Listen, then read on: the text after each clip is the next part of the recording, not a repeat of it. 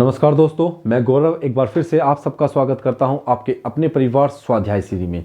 दोस्तों, आपको पता है कि ये क्लास हमारी किस टाइम होती है? सुबह 9 बजे होती है। ठीक है, तो आइए हम इस पर शुरू करते हैं आपका अपना टॉपिक रस। आज से हमारा नया टॉपिक शुरू होगा और मैंने कहा था कि हम कल नया टॉपिक शुरू करेंगे, तो आज हमारा टॉपिक होगा रस। ठीक है, रस किसे कहते हैं, रस के कितने प्रकार हैं। ठीक है, आपसे एग्जाम में क्या पूछा जाता है वही आपको पढ़ाया जाएगा। बेवजह की रस के अंदर नहीं घुसा जाएगा कि आपको घुसा दो बस चलता रहे, बस क्लास को लंबा खींचना, ऐसा कुछ नहीं होगा। तो आइए शुरू करते हैं, रस किसे कहते हैं। ठीक है, यहां पे लिखिए रस।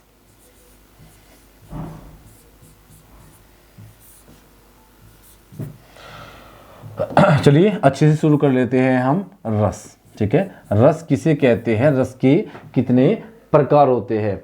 रस का जो शाब्दिक अर्थ होता है वो होता है आनंद। क्या होता है? आनंद होता है। काव्य को पढ़ने और सुनने, जो काव्य को पढ़ते हैं और सुनने से जिस आनंद की प्राप्ति होती है उसे क्या कहते हैं? उसे रस कहते हैं। फिर से वो बताता हूं आपको, समझिए। रस अर्थात किसी भी चीज के रस से हमें क्या प्राप्त होता है? आनंद प्राप्त होता है। क्या होता है? वो किसी भी चीज का रस हो, हमें क्या होता है? आनंद की प्राप्ति होती है। ठीक है ना। अब ऐसे तो किसी चीज का रस नहीं निकलता। अगर मैं कहूं आम का जूस निकाल दो, वो भी क्या है? रस है। तो उससे हमें पीने से क्या होगी? आनंद की प्राप्ति। इसी प्रकार रस का शाब्दिक अर्थ ही आनंद है। काव्य को पढ़ने और सुनने से जिस आनंद की प्राप्ति होती है उसे रस कहते हैं। क्या कहते हैं? उसे रस कहते हैं। ठीक है, अब लिखिए रस का शाब्दिक अर्थ। लिखिए रस का शाब्दिक अर्थ आनंद है। रस का शाब्दिक अर्थ क्या है? रस का शाब्दिक अर्थ आनंद है। ठीक है ना। काव्य को पढ़ने व सुनने से, काव्य को पढ़ने या सुनने से जिस आनंद की प्राप्ति होती है, जिस आनंद की प्राप्ति होती है, आनंद की प्राप्ति होती है,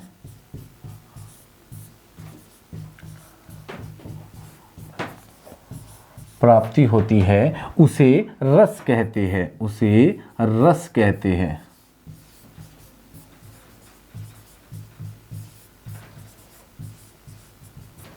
क्या कहते हैं?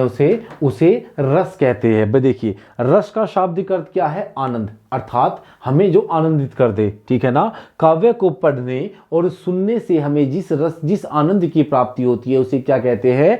उसे रस कहते हैं। क्या कहते हैं? उसे रस कहते हैं। रस को काव्य की आत्मा कहा जाता है। क्या कहा जाता है? नोट बनाकर लिखिएगा इसे, ताकि आपको ये पता हो। आपसे पूछ लिया जाएगा कि काव्य की आत्मा किसे कहा जाता है, तो रस को काव्य की आत्मा कहते हैं।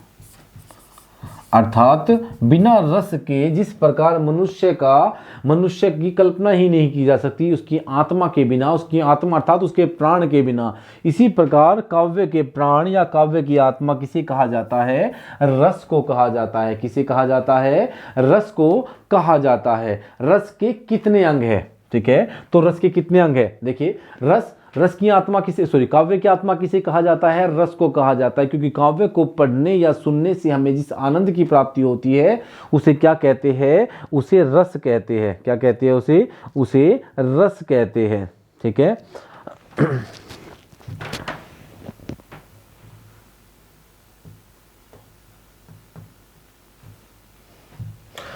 ठीक है, काव्य को पढ़ने या सुनने से हमें जिस आनंद की प्राप्ति होती है उसे क्या कहते हैं? रस कहते हैं। रस के कितने अंग हैं? काव्य की आत्मा किसे कहते हैं दोस्तों? रस को। तो रस के अंग, तो रस के कितने अंग है? रस के 4 अंग है। कितने अंग है?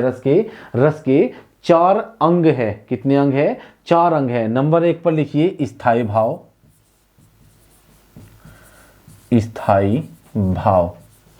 नंबर 2 पर लिखिए विभाव।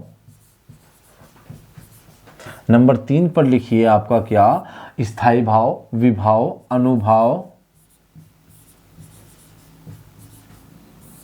और नंबर 4 पर लिखिए आपका क्या, व्यभिचारी भाव। क्या कहते हैं उसे, संचारी या व्यभिचारी भाव। क्या कहते हैं उसे, संचारी या व्यभिचारी, संचारी भाव या व्यभिचारी भाव भी कहा जाता है। क्या कहा जाता है उसे, संचारी भाव या व्यभिचारी भाव भी कहा जाता है। क्या कहा जाता है, व्यभिचारी भाव भी कहा जाता है। अब हम बात करेंगे नंबर 1 की। नंबर 1 पर क्या है आपका, स्थाई भाव। स्थाई भाव, भाई देखिए जिसके नाम से ही हमें पता चलता है कि कोई चीज स्थाई है। भाई स्थाई भाव, भाव ठीक है ना, स्थाई भाव अर्थात भाव जो है वो स्थाई है। क्या है, भाव जो है वो स्थाई है। क्या है, स्थाई। हृदय में मूल रूप से विद्यमान रहने वाले भाव को स्थाई भाव कहते हैं। क्या कहते हैं, हृदय में मूल रूप से विद्यमान रहने वाले भाव को स्थाई भाव कहते हैं। ठीक है, आपको पता चल गया ना कि आपका रस के कितने अंग है, 4 अंग है। कौन कौन से, स्थाई भाव, विभाव, अनुभाव, संचारी भाव और आपका क्या, संचारी भाव या व्यभिचारी भाव भी से ही कहा जाता है। ठीक है दोस्तों, इससे पहले हमने टॉपिक लिया था आपका क्या, अव्यय, और अव्यय को हमने लगभग 2 से 3 क्लास में खत्म किया है बहुत अच्छे से। आज हम रस को खत्म करेंगे, तो आपको पुरानी क्लास लेने के लिए आप चैनल को सब्सक्राइब कर लीजिए और आप लोग प्लेलिस्ट में जाकर देखिए, आपको वीडियो मिल जाएगी। ठीक है, और लगभग हिंदी खत्म होने की तरफ है, खत्म होने वाली है हिंदी बिल्कुल। 4-5 टॉपिक आपके रहे हुए हैं, वो आपके पूरे हो जाएंगे। ठीक है, तो आइए हम शुरू करते हैं अपना टॉपिक पर फिर से आते हैं। तो आप लोग जाइए और वहां से ले लीजिए, और चैनल को सब्सक्राइब करिए, लाइक करिए, शेयर करिए, ज़्यादा से ज़्यादा लोगों तक पहुंचाइए। सुबह 6 बजे करंट अफेयर क्लास होती है और 8 बजे बायोलॉजी की। मैडम की तबीयत खराब थी कई दिन से, इसलिए बायोलॉजी क्लास नहीं ले पा रही थी, और हिंदी के बीच में उनकी करंट की क्लास भी थोड़ी डिस्टर्ब हुई थी, लेकिन अभी टाइम पे चल रही है। तो आप लोग बायोलॉजी और करंट की क्लास दोनों लेनी है। सुबह 6 बजे आपको बायोलॉजी क्लास लेनी है, और हमारी क्लास किस टाइम होती है, सुबह 9 बजे होती है, और शाम को 8 बजे आपका प्रैक्टिस सेशन होता है। ठीक है, तो ये शुरू करते हैं, हम अपना टॉपिक पे आते हैं। नंबर 1 की बात करते हैं हम, स्थाई भाव की बात कर लेते हैं। किसकी बात करते हैं हम, स्थाई भाव की बात कर लेते हैं। ठीक है, किसकी बात करते हैं, स्थाई भाव। देखिए नंबर 1 पर लिखिए स्थाई भाव।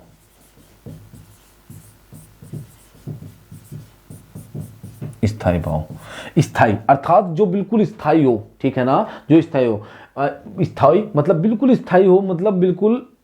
भाई भाव क्या होते हैं, भाव होते हैं हर्ष, खुशी, शोक, क्रोध, ये सब भाव होते हैं ना हमारे। अब तो समझ गए ना, जो भाव स्थाई हो, भाव का मतलब जो हमारे मतलब चेहरे के एक्सप्रेशन होते हैं हमारे, हमारा खुशी हो गई, हर्ष हो गया, विषाद हो गया, घृणा हो गई, प्रेम हो गया, क्रोध हो गया, सब क्या है, भाव है। ठीक है, अब बात करते हैं स्थाई, जो स्थाई हो। ठीक है, ऐसा हो स्थाई, हृदय में मूल रूप से, लिखिए हृदय में, इससे याद हो जाएगा स्थाई से, हृदय में मूल रूप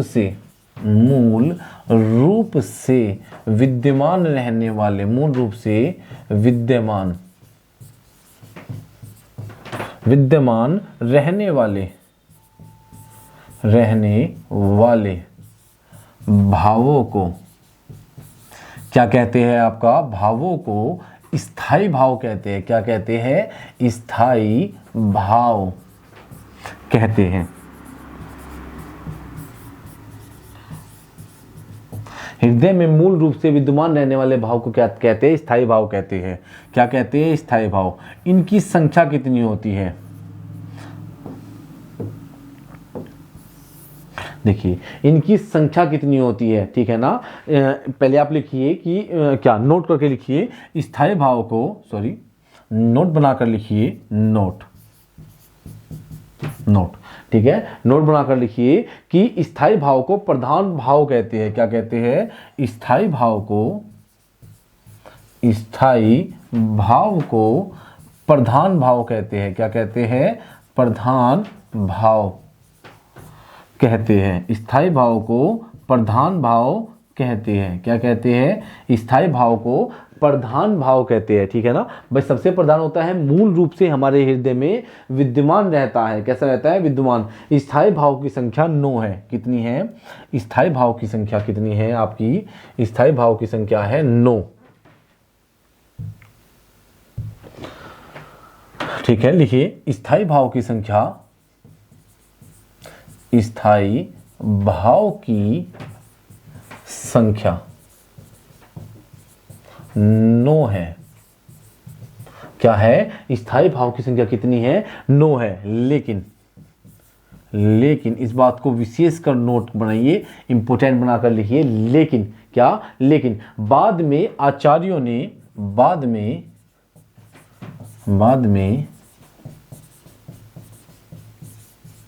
आचार्यों ने दो और भाव को जोड़ दिया। कितने? 2 और भाव को जोड़ा।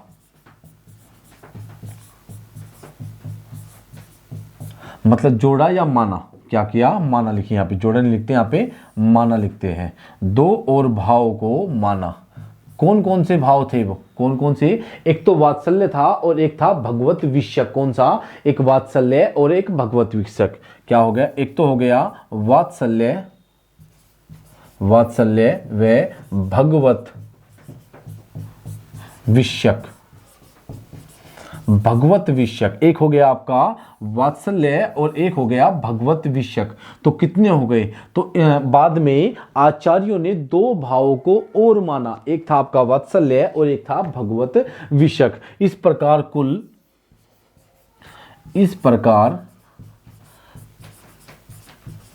कुल क्या हुआ? इस प्रकार कुल जो भाव हुए, क्या हुए? इस प्रकार कुल जो भाव हुए, कुल भावों की मान्यता। इस प्रकार कुल भावों यार, इस प्रकार कुल भावों को मान्यता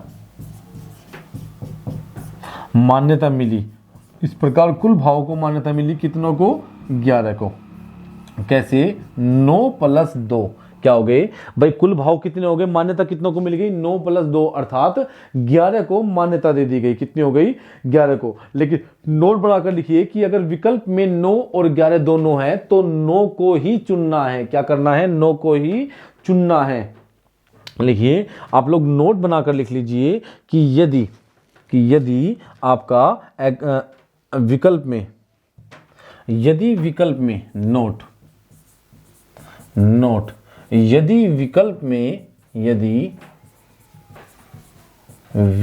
में क्या किया? विकल्प में 9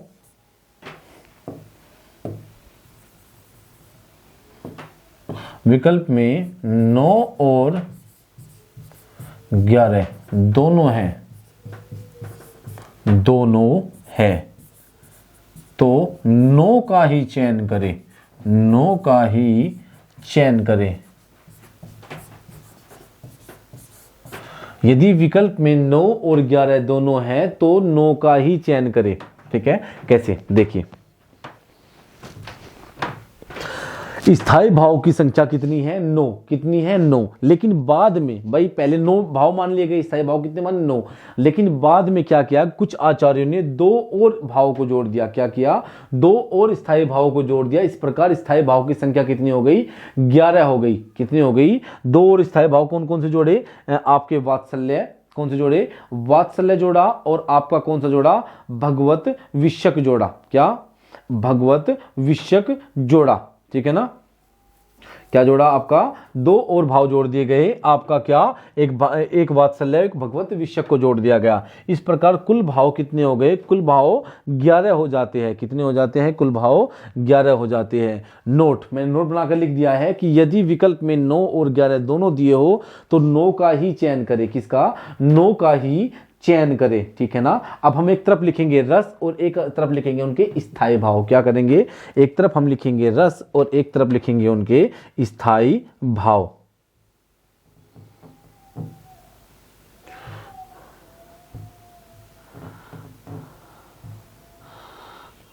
ठीक है? एक तरफ लिखिए रस और एक तरफ लिखिए भाव। ठीक है? लिखिए, एक तरफ लिखिए रस, एक तरफ लिखिए स्थाई भाव।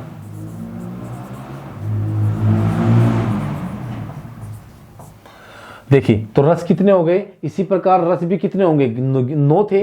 कितने हो गए 11, क्योंकि जब स्थायी भाव 11 हुए तो रस भी कितने हो गए 11, और जब 11 रस होंगे तो स्थायी भाव कितने होंगे आपके, कितने हो जाएंगे 11 ही हो जाएंगे। क्या हो जाएंगे आपके 11 ही हो जाएंगे, कितने हो जाएंगे 11 ही हो जाएंगे। अब लिखिए आप नंबर 1 पर लिखिए श्रृंगार, लिखिए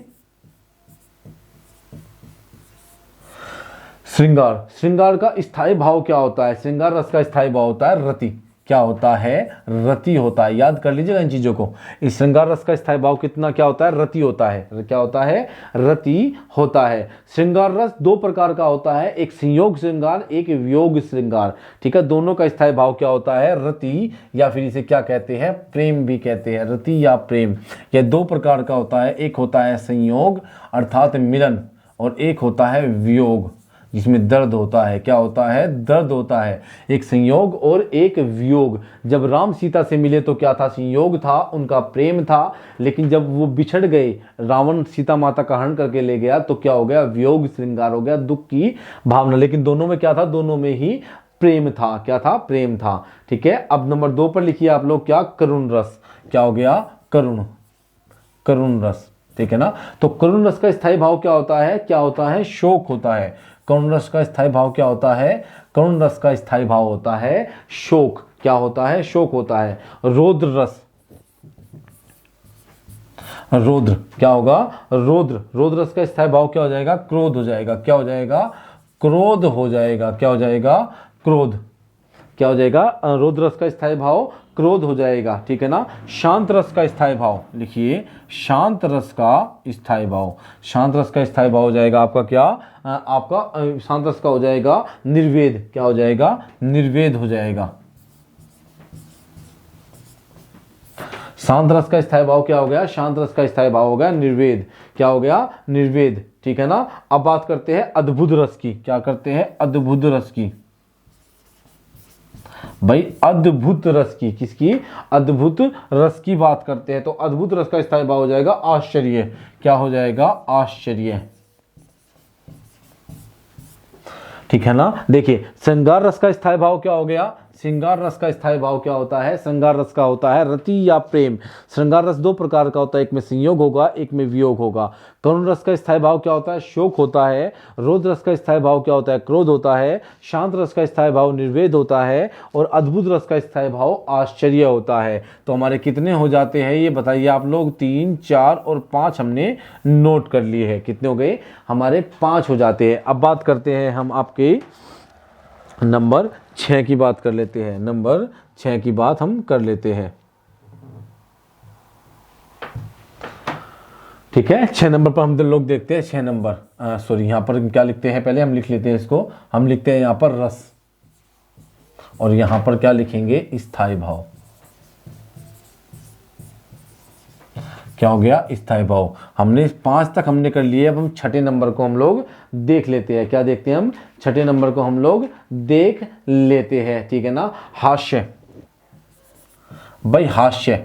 तो हास्य, अगर हमारे मन में हास्य आता है, क्या आता है, हमारे मन में हास्य आता है, तो हास्य रस का स्थायी भाव क्या हो जाएगा, हास्य होता है। मैंने कहा भाव क्या होते हैं आपको पता है, जो हमारे मन में आते हैं, क्रोध, रोध, गुस्सा, हर्ष, खुशी, विषाद, दुख, घृणा, ये सब क्या होते हैं, भाव होते हैं। अब नंबर 7 पर देखते हैं हम। नंबर 7 क्या कहता है, तो नंबर 7 पर होगा वीर। क्या हो गया, वीर। वीर रस का स्थायी भाव क्या हो गया, उत्साह होगा। भाई कोई अपने घर पे वीर है तो उसके घर कैसे होंगे, उत्साहित हो जाएंगे। कैसे, अगर कोई मिलिट्री में जाता है और उसके बच्चों को कहा जाता है कि ये बहुत ज़्यादा वीर है, तो क्या होगा, वहाँ पर हमारे घर वालों को उत्साह हो जाता है। ठीक है ना। अब नंबर 8 को देख लेते हैं। नंबर 8 क्या कहता है, नंबर 8 पर आपका हो जाएगा भयानक रस। क्या हो जाएगा,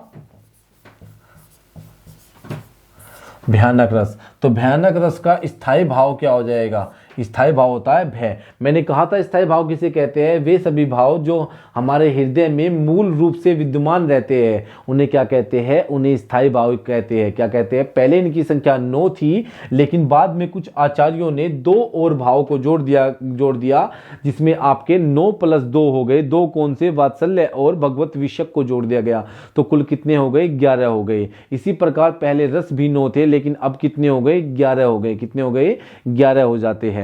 ठीक है। तो अब आपके सामने है, ये स्थायी भाव है और ये रस है। क्या है आपका?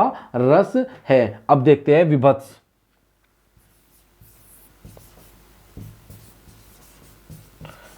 विभत्स, विभत्स रस का स्थायी भाव क्या होता है? जुगुप्सा। क्या होता है? जुगुप्सा, जुगुप्सा या घृणा। क्या होता है? घृणा। जुगुप्सा या घृणा, किसी बुरी सी चीज को देखकर हमारे मन में क्या आती है? घृणा आती है। भाई बहुत ज्यादा बुरी चीज हमने देखी, बहुत ज्यादा, मान लो कोई पशु की हत्या कर रहा है तो हमने क्या देखा यार, हमारे मन में घृणा आ जाएगी। कहीं पे किसी ने गंदगी फैला दी बहुत ज्यादा, हमारे मन में क्या आ जाएगा? क्रोध आ जाएगा या फिर घृणा आ जाएगी, है ना? क्या हो जाएगा? तो आपका क्या हो जाएगा? वो सिचुएशन के अनुसार होगा, ठीक है ना? विभत्स रस का स्थायी भाव क्या हो जाएगा? जुगुप्सा या फिर घृणा हो जाएगा। वात्सल्य, वात्सल्य भाई देखिए, वात्सल्य रस का स्थायी भाव क्या हो जाएगा? वात्सल्य रस का स्थायी भाव हो जाएगा वात्सल्य रति। क्या हो जाएगा? वात्सल्य। क्या हो जाएगा? वात्सल्य, वात्सल्य रति। रति का मतलब क्या होता है? प्रेम। तो वात्सल्य रति, वात्सल्य का स्थायी भाव क्या हो जाएगा? वात्सल्य रति। मैं ये दोनों 11वें नंबर पे मैं यहीं पे लिख, मैं चाहता हूं कि यहीं पे लिख दूं, कोई दिक्कत नहीं है। क्या हो जाएगा? यहीं पे लिख दूं, लेकिन मैं चाह रहा हूं कि इसे मैं नेक्स्ट पेज पे लिखूं, वात्सल्य को भी और आपका भक्ति को भी, मैं, ठीक है ना? तो हम यहाँ पे 10 तक रखते हैं और 10वें को मैं नेक्स्ट पेज पे लिख देता हूँ, आपको आपकी समझ में आ जाए। मैं दोबारा से एक बार आपको बता देता हूँ कौन कौन से होते हैं। आज क्लास फिर भी नहीं खत्म कर सकता मैं, इसलिए मैं जल्दबाजी नहीं करूंगा, कोई बात नहीं, मैं आराम से कराऊंगा, एक क्लास और लग जाएगी इसमें। देखिए, रस की संख्या और स्थायी भाव। रस कितने हैं? 11 है, और स्थायी भाव कितने हैं? वो भी 11 है वर्तमान में, ठीक है? पहले 9 माने जाते थे, मूल रूप से 9 ही है, ठीक है ना? श्रृंगार रस का स्थायी भाव रति या प्रेम होता है। संयोग और वियोग 2 प्रकार का श्रृंगार होता है। श्रृंगार रस को प्रधान रस भी कहते हैं, बाद में बताऊंगा मैं इन सब चीजों को। करुण रस का स्थायी भाव होता है शोक। रोध रस का स्थायी भाव क्रोध होता है। शांत रस का स्थायी भाव निर्वेद होता है। और अद्भुत रस का स्थायी भाव आश्चर्य होता है। क्या होता है? आश्चर्य होता है। याद कर लेते हैं, चलिए यहीं पे। श्रृंगार, अगर हमें कोई श्रृंगार में कोई महिला दिखाई देती है तो हमें क्या होता है? उससे प्रेम हो जाता है, हमें अच्छी लगती है। एक बात बता रहा हूं मैं, ठीक है ना? कोई भी इस बात को गलत नहीं लेगा, ठीक है? प्रेम हो जाता है। करुण, अगर हमें किसी से करुण, क्या होगा? करुण, करुण का अर्थात दया। हमारे मन में कोई क्या होता है? हमारे मन में करुण, किसी को देखकर करुणता की भावना आ जाती है, तो हमें क्या होगा? शोक होगा। क्या होगा? शोक। उसका स्थायी भाव क्या? शोक। रौद्र, रौद्र हो गया, किसी को देख के हमारे मन में रौद्र, तो स्थायी भाव क्या हो जाएगा? क्रोध, ठीक है ना? क्रोध हो जाएगा। शांत, हमारा मन शांत है तो हमारे मन में निर्वेद की भावना है। क्या है? निर्वेद, ठीक है ना? अद्भुत रस, अद्भुत रस, भाई कोई अद्भुत सी चीज देखी एकदम से, ओ भयंकर, क्या यार ये कैसे, इतना अद्भुत नजारा, हम आश्चर्यचकित हो जाते हैं एकदम। हाँ यार कितना अद्भुत नजारा है ना, ठीक है? ऐसे करते ना, आश्चर्यचकित हो जाते हैं। क्या हो जाते हैं? आश्चर्यचकित हो जाते हैं। अब देखते हैं आपका हास्य रस। हास्य रस, अब यार हास्य हो जाएगा, हास्य विनोद किसी का मन में, तो स्थायी भाव भी क्या होगा? हास्य ही होगा। वीर, वीर, भाई हमारा पुत्र वीर है, तो वीर, अगर हमारा पुत्र वीर है, हमारे घर से कोई पुत्र वीर है, तो हम क्या कहेंगे? हम बहुत उत्साहित हो जाते हैं कि यार हमारे वाला वीर है, ठीक है ना? भयानक रस का, अब कोई भयानक होगा तो क्या हो जाएगा? भय आ जाएगा मन में, यार डरने लगने लगा, भय।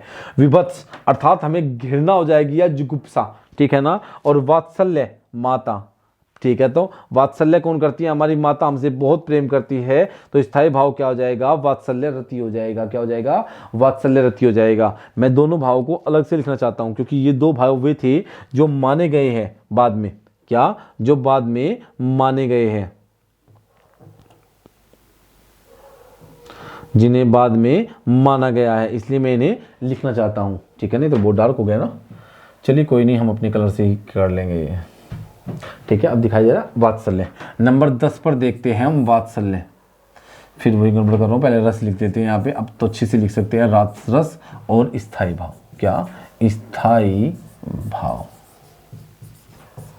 अब रस की बात करता हूं, नंबर 10 पे मैं दोबारा लिख रहा हूं, पहले बताऊं दोबारा लिख रहा हूं वात्सल्य, तो दोबारा लिख रहा हूं, जिसने लिख लिया वो नहीं लिखेगा। वात्सल्य क्या होगा? वात्सल्य, या इसका जो स्थायी भाव हो जाएगा क्या हो जाएगा? वात्सल्य रति। क्या हो जाएगा? वात्सल्य रति हो जाएगा, अर्थात प्रेम। वात्सल्य रति, रति का मतलब क्या होता है? प्रेम, ठीक है ना? अब बात करते हैं नंबर 11 की। क्या होता है? नंबर 11 पे हम लोग अच्छे से देख लेते हैं भक्ति रस। क्या होगा? भक्ति। क्या होगा? भक्ति। अब भक्ति से क्या होगा? भक्ति रस का स्थायी भाव क्या हो जाएगा आपका? भगवत विषयक। क्या हो जाएगा? भगवत विषयक या रति। क्या हो जाएगा? या रति हो जाएगा या अनुराग हो जाएगा। क्या हो जाएगा? अनुराग। क्या हो जाएगा? अनुराग। ज्यादातर आपसे यही होगा, भक्ति रस का स्थायी भाव क्या होगा? आपका भगवत विषयक हो जाएगा। क्या हो जाएगा? भगवत विषयक हो जाएगा। ठीक है ना, समझ में आ गया ना आपकी? क्या हो जाएगा? भगवत विषयक हो जाएगा। ठीक है, मैं दोबारा रिपीट कर देता हूं आपको सब कुछ शुरू से, क्योंकि टाइम भी नहीं है कि नेक्स्ट कर ले, हम अच्छे से कर लेते हैं एक बार दोबारा से।